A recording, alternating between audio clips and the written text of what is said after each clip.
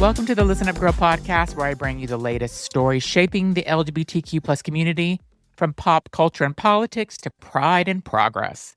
I bring you news as quickly as I can and often as needed. Today is Monday, October the 13th, and I'm your host, Zach Randles-Friedman, and let's get into it. My first story is Bad Bunny, the Super Bowl headliner and unapologetic ally. Pop culture just got a little bit queerer and louder. Puerto Rican global superstar Bad Bunny has been officially announced as the 2026 Super Bowl halftime show headliner. A groundbreaking choice that celebrates not only his massive musical influence, but also his unwavering allyship to the LGBTQ plus community. Throughout his career, Bad Bunny, born Benito Antonio Martinez Ocasio, has blurred gender lines, challenged machoism, and used his platform to push back against discrimination. From serving cunt in full drag in his Perro Solo music video to paying tribute on The Tonight Show to murdered trans woman Alexia Negron Luciano, he's made visibility an act of resistance. Bad Bunny's message has always been clear. Latin culture can be inclusive, expressive, and loud about love in all its forms.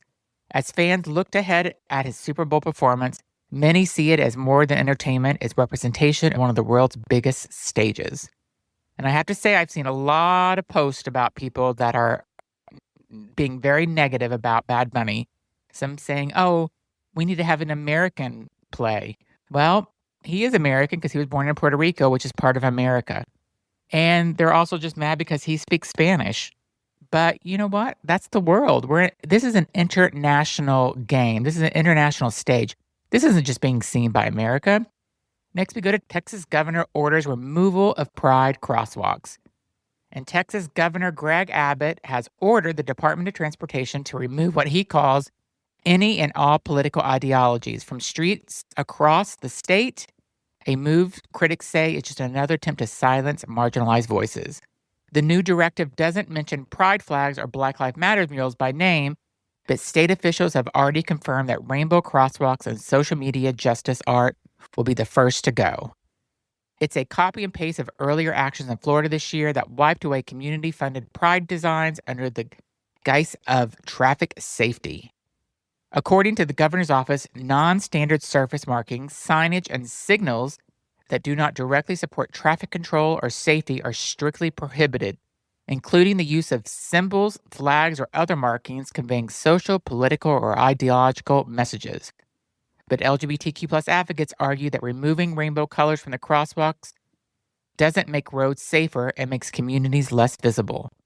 One activist from Austin said, these crosswalks aren't just paint, they're a promise that queer Texans belong here. What I think Greg Abbott would probably like is to have a big old Confederate flag crosswalk in the middle of every street and throughout the state of Texas, because he is a racist hater, in my opinion. Next, study finds lesbian couples divorce at a higher rate.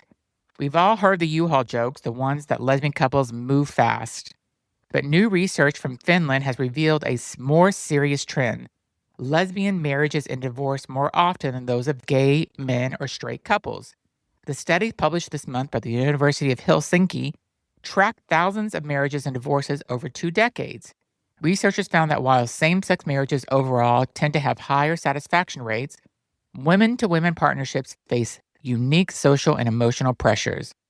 Lead researcher Dr. Satu Reiman explained that factors such as societal bias, family rejection, unequal division of labor, and limited community support can take a toll. When 2 women marry, they both face higher emotional expectations and less institutional support.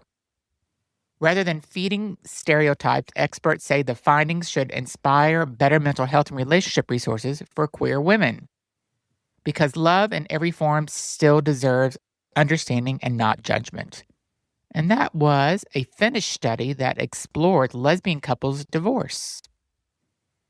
Next story is pride and protest collide in Wake Forest, North Carolina. In a small Baptist town of Wake Forest, North Carolina, thousands gathered over the weekend to celebrate Wake Forest Pride, an event filled with color, joy, and tension.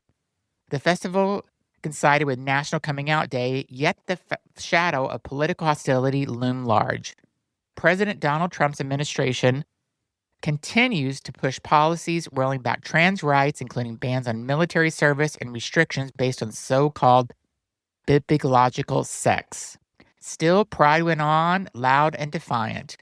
We're paying attention. We're seeing what could happen, said Amanda Cottrell, co-chair at the festival. That's why it's so important to keep learning and celebrating our history. Police officers watched from rooftops and patrolled the dogs as festival goers draped in rainbows faced off with religious protesters singing hymns and holding repent signs. Former youth pastor and activist John Pavlovitz addressed the crowd saying, "We will not allow ourselves or our people we care about to be dehumanized or erased. We will not stand for it." For residents like Nikki Lyons, who moved to North Carolina from California, the moment was deeply personal. Holding her 2-year-old daughter, she said tearfully, "We have to come together and stand against this because we all deserve to be loved." Next story is Casa Ruby, founder of Ruby Corado, speaks before sentencing. In Washington, D.C., a once beloved LGBTQ plus advocate faces a painful reckoning. Ruby Corado, founder of the nonprofit Casa Ruby, spoke publicly this week ahead of her sentencing and on federal wire fraud charges. Corado pleaded guilty last year to misusing over $1.3 million in pandemic relief funds meant for her nonprofit, which serve homeless and transgender residents. Prosecutors said that she diverted at least $150,000 for personal use in El Salvador.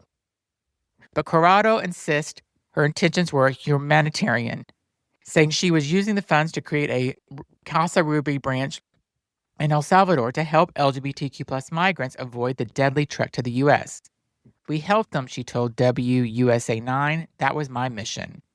Once held a community hero, Corado now awaits sentencing under house arrest. The Casa Ruby shelter closed in 2022 after employees reported missed paychecks and funding irregular.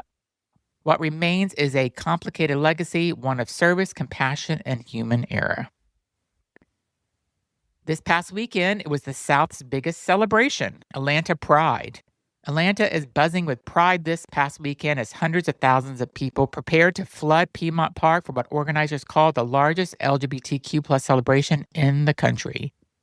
Headliners included Flo Milli, Perfume Genius, and Atlanta's own Bob the Drag Queen, promising a music, unity, and unapologetic joy. The event's outspoken Stephen Argarish Ball said, "Our festival is the largest free pride festival in the nation, and our pride taking place this past Sunday is the biggest parade in Atlanta. What makes Atlanta Pride unique is its October timing. The event moved from June to fall in 2009 after a drought forced its relocation. The cooler weather struck, and now it aligns with National Coming Out Day, a nod to the roots of the queer activism." Crowds describe the atmosphere as electric, with community organizations, drag performances, and families celebrating together under autumn skies. "The fall vibes and the sense of community, it's always special here," said one attendee. "I used to live a few blocks from Piedmont Park in the neighborhood." My next story is Jazzie's Place triples capacity for LGBTQ plus homeless residents. In San Francisco, hope just got a little more room to breathe. Jazzie's Place, the nation's first adult LGBTQ plus homeless shelter, has reopened after a massive $18 million expansion, tripling its capacity and reaffirming the city's commitment to inclusion. Located on South Van Nuys Avenue, the shelter now offers 50 beds, including 6 for non-LGBTQ residents, as well as ADA-accessible showers, secure lockers and phone chargers, and a 24-hour support services.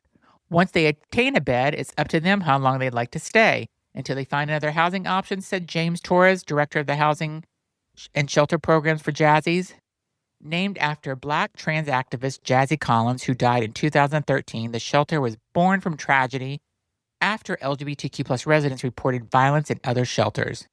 "We wanted a place where no one would be beaten or ashamed for being who they are," said activist Tommy Mecca, who helped found it.